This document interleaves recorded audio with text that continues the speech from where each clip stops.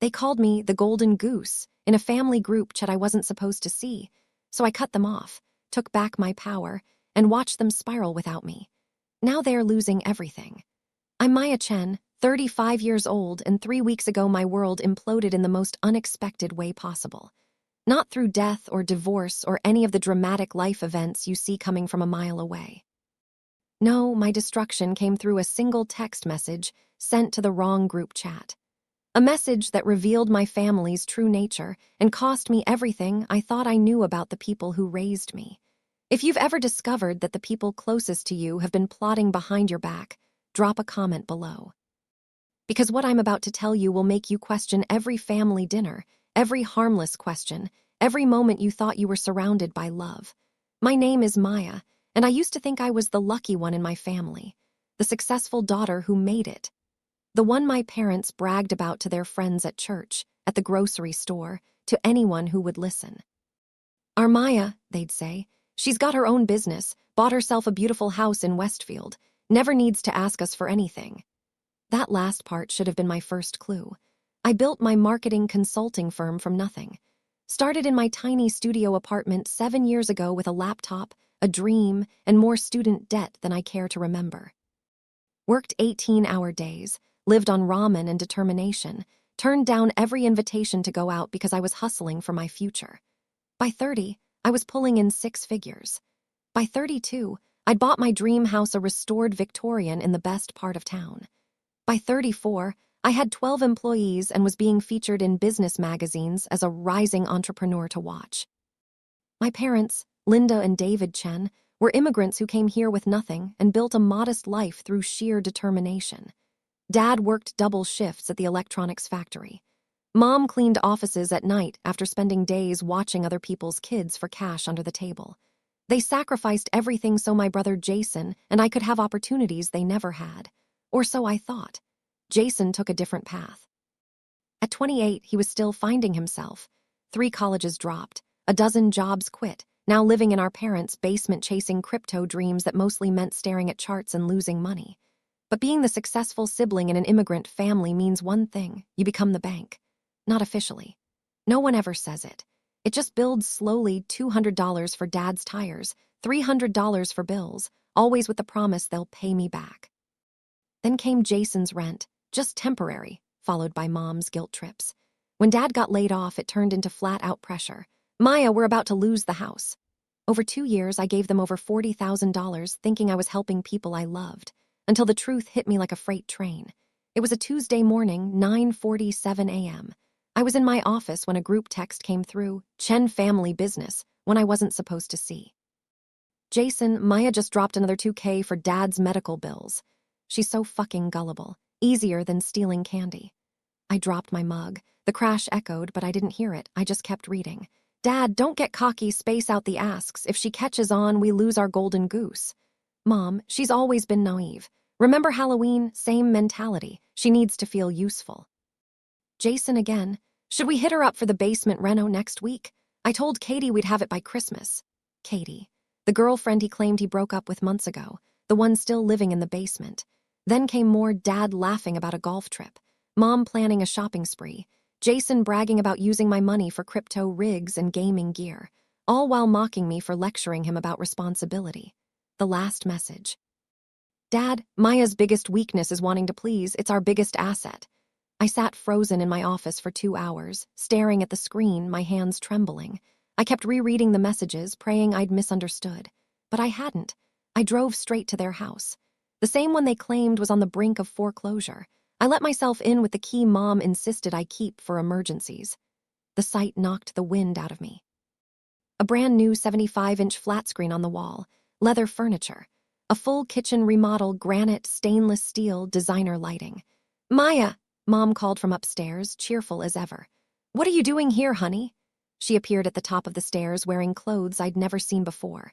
Designer jeans, a cashmere sweater, jewelry that caught the light when she moved. This from the woman who'd been shopping at Goodwill just 6 months ago, according to her sob stories. Nice TV, I said, my voice flat. Mom glanced at it like she was seeing it for the first time. Oh, that old thing. We got it on sale. You know how your father loves his football. How much was the sale price? She hesitated. I don't remember exactly. Because I'm looking at the same model online right now, and the lowest price I can find is $2,800. The color drained from her face. Maya, why are you acting so strange? I pulled out my phone and read Jason's message aloud. Maya just dropped another $2K for Dad's medical bills. She's so fucking gullible. The silence was deafening. Mom's mouth opened and closed like a fish gasping for air. Behind her, I heard Dad's footsteps on the stairs, then his voice calling down. Linda, who's here? Just Maya, she called back, her voice strained. Maya, what's she want? We just got money from her last week. The casual way he said it like I was a business transaction, not his daughter, hit me harder than all the messages combined. Dad appeared at the top of the stairs, took one look at my face and knew. Ah, shit. That's all you have to say, I asked. Ah, shit. He came down slowly, his face shifting from surprise to something that looked almost like relief. How'd you find out? Jason sent a text to the wrong group chat. Apparently your Chen family business includes laughing about how stupid I am. Mom sank onto her new leather couch. Maya, it's not what it looks like. It's exactly what it looks like, I shot back. You've been lying to me for years, playing the poor, struggling parents while I worked myself to death trying to help you. We never asked you to work so hard, Dad said, and I swear to God, he said it like he was doing me a favor. You're right, you just asked for my money instead. You have plenty, Mom whispered. You live in that big house all by yourself. You drive a new car. You go on vacations, we just thought. You thought what? That because I'm successful, I owe you everything I've earned. We're your parents, Dad's voice rose. We raised you, we sacrificed for you. And I've paid you back 10 times over. $40,000, Dad, that's more than some people make in a year. You make that in what, 3 months? Jason's voice came from the basement stairs. He emerged with a smirk on his face like this was all some big joke. Come on, Maya. Don't be dramatic. Seeing him was like looking at a stranger. This person I'd loved and protected and laid out countless times, looking at me like I was the problem. Dramatic, I repeated. You think fraud is dramatic. It's not fraud, Jason scoffed. It's family helping family. You've always been uptight about money. I'm uptight because I actually earn it instead of stealing it from my sister. I didn't steal anything. You gave it to us. Under false pretenses. That's literally the definition of fraud. Mom started crying, then the same tears she'd used to manipulate me dozens of times before. But now I could see it for what it was. Performance. Emotional blackmail designed to make me back down, apologize, pretend this was all a misunderstanding. I gave you money because I thought you needed it, I said, my voice steady despite the chaos in my head. I gave you money because I thought you were struggling. I gave you money because I love you and wanted to help. We do love you, Mom sobbed. No, you don't. You love what I can do for you. There's a difference. Dad crossed his arms. So what now? You're going to cut us off because we accepted help from our successful daughter. The way he twisted it like they were the victims, like I was being cruel for discovering their lies, was masterful. I could see how they'd manipulated me for years without me even realizing it. I'm going to cut you off because you lied to me, because you stole from me, because you see me as a bank account instead of a daughter. Don't be ridiculous, Jason said. We're family. Family doesn't cut each other off. Family also doesn't con each other out of $40,000. You can afford it. The words hung in the air like a confession. He wasn't even trying to deny it anymore. Whether I can afford it isn't the point, I said quietly. The point is you stole it. I looked around the room one last time, at the expensive electronics and furniture bought with my money. At the parents who'd raised me to believe in honesty and hard work while practicing neither. At the brother who saw my success as his personal ATM. I want my house key back, I said. Mom looked up, mascara running down her cheeks. Maya, please, let's talk about this like adults. I am talking about this like an adult. Adults don't steal from their children. We didn't steal, Dad exploded. You gave us that money willingly. Because you lied about needing it. We never said we were broke. I stared at him in disbelief. You literally told me you were about to lose the house. We said we were worried about the house. That's not the same thing. The gaslighting was so smooth, so practiced, I almost doubted my own memory. Almost. Give me my key, I repeated. Maya, Mom pleaded, you're our daughter. You can't just walk away from family. Watch me. I held out my hand until Dad reluctantly dropped the key into my palm. Then I walked to the door, paused, and turned back. Don't contact me unless it's to discuss paying back the money you stole. And don't you dare show up at my office or my house. You'll regret this, Jason called after me. Family is all you have in the end. I stopped in the doorway. No, Jason, love is all you have in the end. And you just proved you never had that to offer anyway. The drive home was a blur. I kept expecting to feel sad, devastated, heartbroken. Instead, I felt empty, like someone had scooped out my insides and left nothing but a hollow shell. When I got home, I sat in my driveway for 20 minutes, staring at the house I'd worked so hard to buy. The house my family had convinced me was too big, too expensive, too much for just one person. Now I realized they weren't concerned about my finances, they were jealous. My phone buzzed constantly, text after text from Mom, Dad, and Jason. Apologies mixed with justifications mixed with anger. The classic manipulation cycle playing out in real time. Mom, Maya, please call me. We need to talk about this misunderstanding. Dad, you're being childish. We raised you better than this. Jason, hope you're happy. You just destroyed our family over money. I turned off my phone and poured myself a glass of wine. Then I sat in my kitchen, the one I'd renovated myself with money I'd earned, and tried to process what had just happened. The worst part wasn't the money. $40,000 was a lot, but my business was doing well enough that I could recover from it. The worst part was the betrayal. The realization that every family interaction for the past 2 years had been calculated manipulation. I thought about all the times I'd canceled plans with friends because family needed me. All the nights I'd worked late to make extra money for their emergencies. All the guilt I'd carried about being more successful than them, when they'd been profiting from that success the entire time. That night, I called my best friend Sarah and told her everything. Her reaction was exactly what I needed to hear. Maya, oh my God, this is so much worse than just asking for money. They've been systematically manipulating you for years. I keep thinking maybe I'm overreacting, I admitted. Like maybe I should just let it go and move on. Are you insane? They committed fraud, they stole from you, and they were laughing about it. Hearing someone else say it out loud made it real. This wasn't a family misunderstanding. This was criminal behavior disguised as love. What are you going to do? Sarah asked. I don't know. Cut them off, I guess. I told them not to contact me. Good, and Maya, don't let them guilt you back in. This pattern will only get worse if you give them another chance. After we hung up, I sat in my house, my beautiful, quiet house that my family had made me feel guilty for buying, and felt something I hadn't experienced in years. Peace. For the first time in I don't know how long, my phone wasn't buzzing with emergencies that required my immediate financial attention. There was no guilt gnawing at me about not doing enough for family. No anxiety about how I was going to afford to help everyone while still building my business. Just silence and space to breathe. The next few days were a hurricane of family drama. When their texts and calls went unanswered, they escalated. Mom showed up at my office, causing a scene in the lobby until security escorted her out. Dad called my assistant pretending to be a client, trying to get transferred to my line. Jason somehow got my business partner's contact information and called them asking for money for a family emergency. The audacity was breathtaking. Even after being caught red-handed, they couldn't stop trying to manipulate and control me. But the worst was the extended family getting involved. Suddenly, I was getting calls from aunts and uncles I hadn't heard from in years, all telling me I was being too harsh, that family was more important than money, that I should forgive and move on. Your parents are devastated, my Aunt Helen told me. They're telling everyone you've cut them off over a simple misunderstanding. Did they tell you they stole $40,000 from me? Maya, that's a very serious accusation. It's a very serious crime.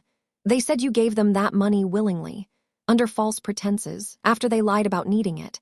There was a pause. Even so, family is family. You only get one set of parents. Good, I said, because I don't think I could handle a second set like this. The family pressure campaign lasted for 2 weeks. During that time, I learned exactly who in my extended family was willing to overlook fraud as long as it stayed in the family, and who actually had moral standards. My cousin Rachel, who'd always been the black sheep for speaking her mind, called to support me. I've been watching your parents manipulate you for years, she said. I'm proud of you for finally standing up to them. My Uncle Mike, Dad's brother, surprised me by admitting he'd suspected something was wrong. Your father's been bragging about his new TV and vacation plans while claiming to be broke. The math didn't add up. But for every supportive voice, there were 3 others telling me I was destroying the family over money, that I was selfish and ungrateful, that I'd regret this when my parents were gone. The guilt campaign was professional level. I started to understand how I'd been manipulated for so long. This entire family system was built around protecting the manipulators and silencing anyone who called them out. 3 weeks after the confrontation, I was in my office when my assistant buzzed me. "Maya, there's a David Chen here to see you. He says he's your father." My stomach dropped. "Tell security to escort him out. He's already on his way up." Before I could respond, Dad walked into my office like he owned the place. He looked older than I remembered, more tired, but that could have been an act too. After what I'd learned, I didn't trust anything about him anymore. "We need to talk," he said, closing the door behind him. "We needed to talk 3 weeks ago, before I found out you've been stealing from me." "I didn't steal anything." "Fraud, then, theft by deception." "Whatever you want to call it." He sat down in the chair across from my desk without being invited. "Maya, you're my daughter, you're successful, you're making good money, and we're proud of you. Proud enough to steal from me. We never stole. We asked for help and you gave it. You lied about needing it. We never said we were destitute." There it was again, the gaslighting so smooth I almost questioned my own memory. But I'd saved every text message, every voicemail, every guilt trip about how they were about to lose their house. "Dad, I have documentation of every lie you told me. Every fake emergency, every made-up medical bill, every crisis that somehow required exactly the amount of money you wanted to spend on something else." He leaned back in his chair. "You're going to destroy your family over money. You destroyed our family when you decided to treat me like a mark instead of a daughter. You're being dramatic. I'm being honest, something you've apparently forgotten how to do." We stared across the desk. The man who preached integrity while practicing manipulation, who told me family was everything while treating me like an ATM. "What do you want from me?" I asked. "I want my daughter back. She never left." "Your bank account just learned how to say no." "That's not fair." "Fair," I laughed hollow. "You stole $40,000, lied to my face, laughed behind my back, but I'm the unfair one. We love you, Maya. No, you love what I provide, success you didn't earn, money you felt entitled to, a daughter stupid enough to believe you for too long. You're my blood, and blood doesn't entitle you to my bank account." He paused. "So you're cutting us off." "I'm cutting off the lies. If you want a relationship, start with honesty and pay back what you took. We don't have $40,000. Then sell the TV, the couch, get a second job, figure it out. Maya, be reasonable." "I am. Reasonable would be pressing charges. Reasonable would be telling the family the truth instead of letting you rewrite it as a misunderstanding. And if we can't pay it back?" I looked at him, really looked. The man who once felt like a hero. When had that changed, or had I just refused to see it? "Then you live with your choices." He stood. "Your mother is heartbroken. She should have thought of that before stealing from me. You'll regret this." "I already do. I regret believing you. I regret the money I lost, the guilt I carried, the time I wasted." At the door, he turned back. "Family is all you have." "No," I said. "Good family is all you have. The rest is just a burden disguised as love." After he left, I sat shaking. The conversation went just as I'd expected, but it still gutted me. There's something brutal about realizing your parents see you not as a daughter, but as a source of income. That night, I called Sarah. "How do you feel?" she asked. "Empty, angry, weirdly relieved." That's what cutting out toxic people feels like. But they're not just toxic, they're my parents. Maya, being related does mean they're allowed to exploit you. Financial abuse is still abuse. I know that in my head. And your heart is catching up. You're not just grieving your parents, you're grieving the version of them you thought was real. She was right. It was like a death, except the people were still alive and still trying to pull me back in. The next few months were hard. Holidays were the worst. No family dinner to attend, no one to buy gifts for, no traditions to maintain. I spent Thanksgiving with Sarah's family and Christmas alone, which was depressing but also oddly liberating. My business, freed from the constant drain of family emergencies, began to thrive in ways I hadn't expected. Without the guilt and stress of constant manipulation, I had more energy to focus on work. I took on bigger clients, launched new services, and expanded my team. The money I'd been giving to my family went into savings and investments. For the first time in years, I was building wealth instead of just funding other people's lifestyles. But the hardest part was the isolation. Cutting off my family meant losing most of my extended family too.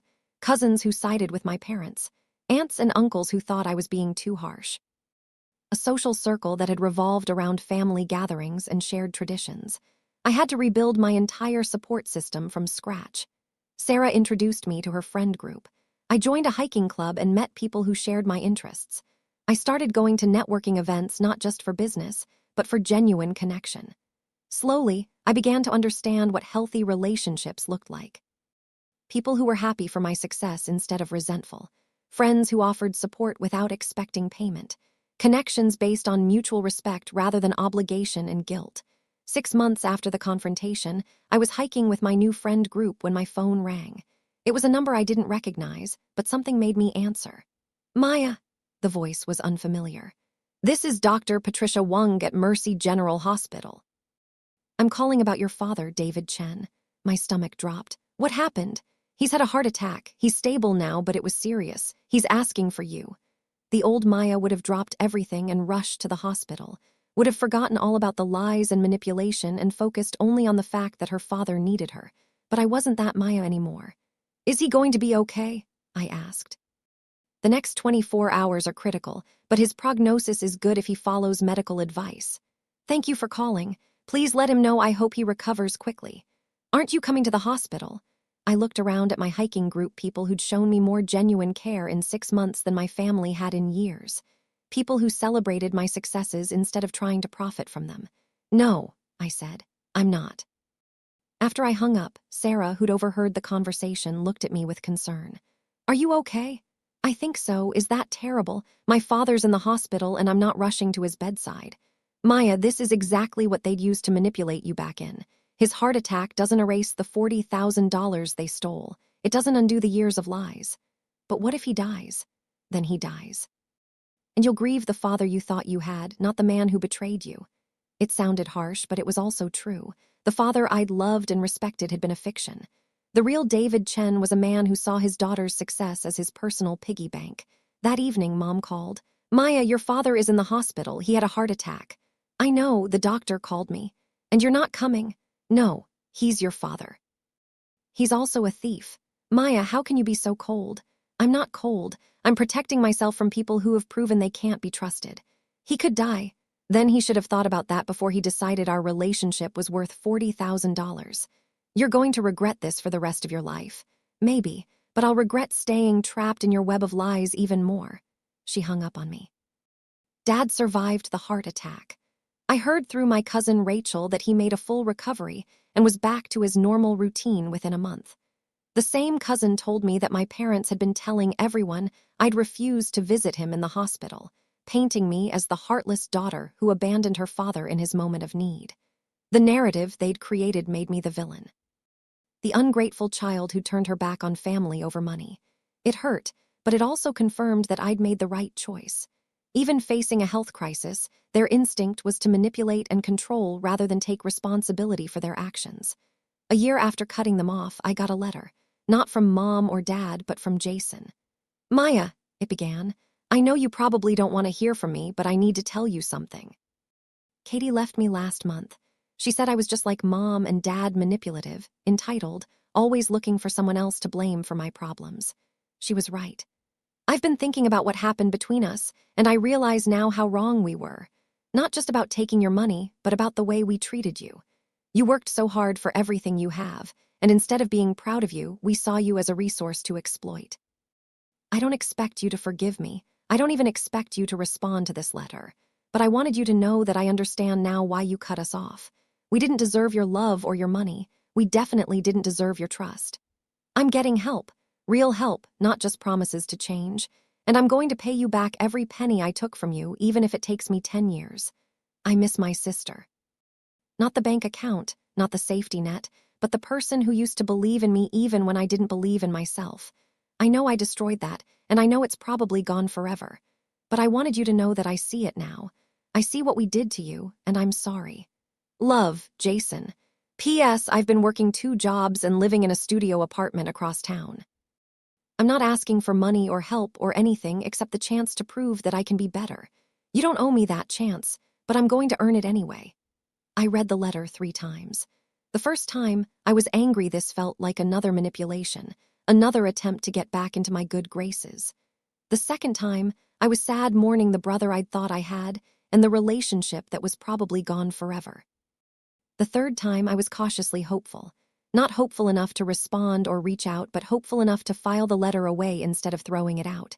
Change was possible, but it had to be proven through actions, not words. 6 months later, I got another letter. This one contained a check for $1,500 and a note. First payment, many more to come, no strings attached. Then another 6 months later, another check, another note. Job promotion, bigger payments coming. Jason never asked for anything, never tried to use the money he was paying back as leverage for a relationship, never suggested that his payments entitled him to my time or attention. He just paid. 2 years after everything, my lawyer confirmed Jason had paid back $12,000, quietly, steadily, without asking for anything in return. My parents, meanwhile, hadn't repaid a cent. According to Rachel, they were still playing the victims, telling anyone who'd listen that I'd abandoned them over a misunderstanding. But Jason had changed. When he wrote asking if we could grab coffee, no agenda, no pressure, I said yes. We met at a quiet cafe downtown. He looked leaner, older, but more grounded, like someone who'd been broken and rebuilt. "You came," he said. "I almost didn't. I understand." We sat in silence. Then he said, "I've been in therapy. I realized we didn't just take your money, we used your love against you." He admitted how entitled they'd all felt. That blaming me was easier than facing their own failures. "Now I know you don't owe me anything," he said. "Not this conversation, not forgiveness. If I want anything from you, I have to earn it." "I can't go back to how things were," I said. "Even if you repay everything, I can't be the family bank again." "I wouldn't want that. It wasn't love." We talked for 2 hours, about life apart, about growing up.